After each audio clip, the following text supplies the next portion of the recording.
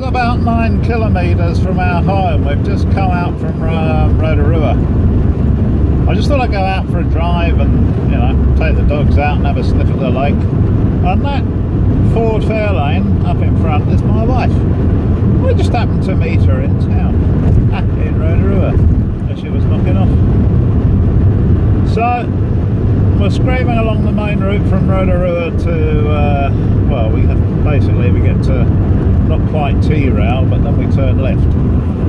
So, yeah, that's kind of how it works.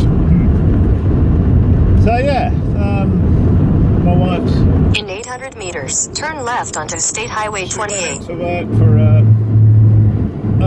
a disability course, which is bloody stupid because she's got papers up the wazoo in disability care, having worked in Spectrum Care. She used to be a coordinator.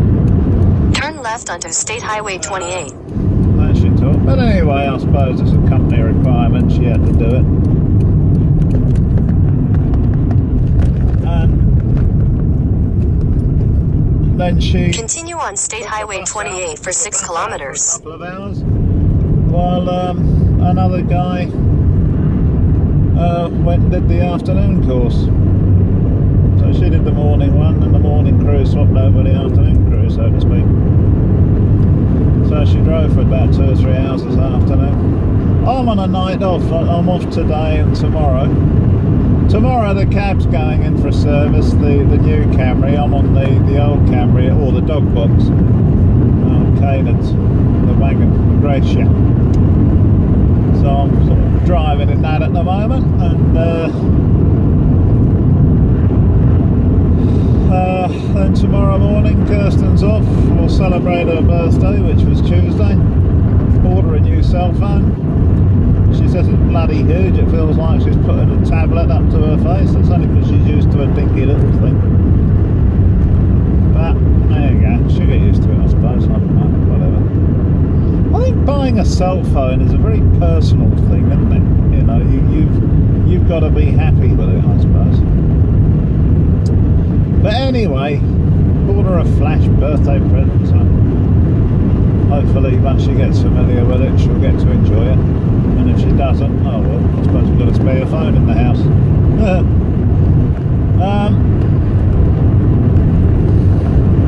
Oh, steady on, mother. Tanking it down there a bit, love. Drop right down to 30 k's. Roadworks. Hello, Liv.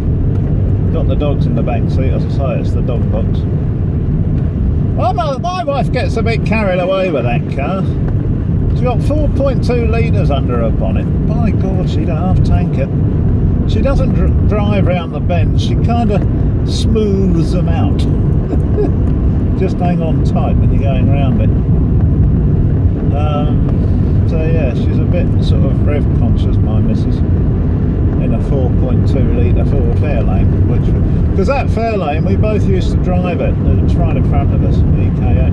We both used to drive it for corporate cabs. That was the first car we had at corporate. And if you remember, we went over and drove for or I bought the Holden Caprice, and we brought that in. That Fairlane is the one we did 500 k's in. Well, I'll tell the truth, I think it was about 250 when we took it over. But in the course of 4 years, or 3 years with it before, no, 4 years with it before we retired it. In that course of that 4 years, we racked it up to, what was it, 500,000 just about. So yeah, did as well. I've had a lot of famous people in that, sort of icons of Kiwi entertainment news broadcasting. You'd never have heard of them in wherever you are, but in the UK, Simon Dallow, sorry, I beg your pardon, in New Zealand, Simon Dallow. I've had Helen Clark, who was New Zealand Prime Minister. I've had 3 MPs that were battling it out for the Labour leadership, for the Labour Party. Shane Jones, Colin Gilmore, somebody Gilmore, I think. I've had sort of newsreaders, Simon Dallow, say Wendy Petrie. I've had the Good Morning team in there, the breakfast team. In 600 meters, turn left onto State Highway 1. NZ, Television New Zealand. Winston Peters, Annabelle Langbein.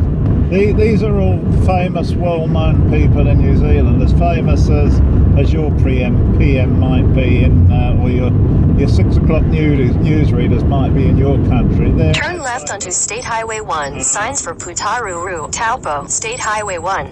I'm trying to think of anybody that's a worldwide person. I think one of my colleagues had. Continue on State Highway 1 for 1.5 kilometers. He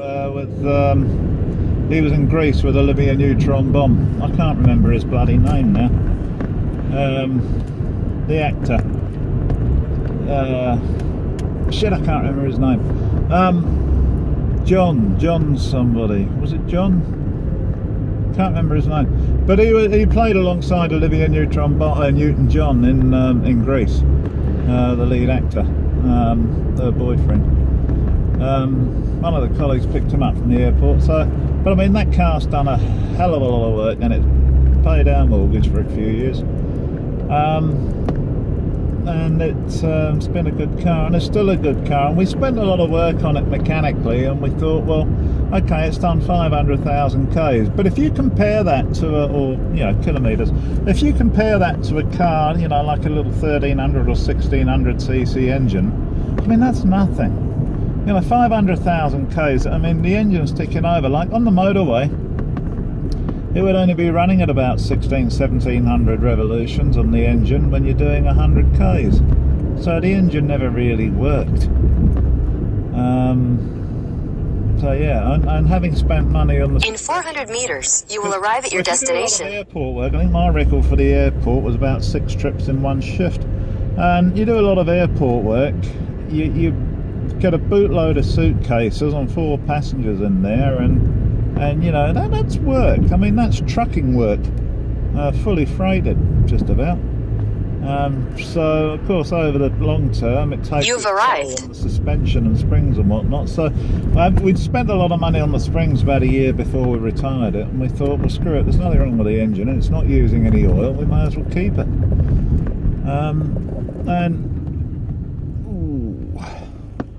Yeah, so that's what we did. And when we sold the cabin contract, when we got the Colden Caprice, I bought that from Melbourne. We sold that on with the contract, and we came down here, and I bought the Camry that I use for Cambridge taxis. So there you are. Last few years in a nutshell. Okay, all for now. Toodaloo.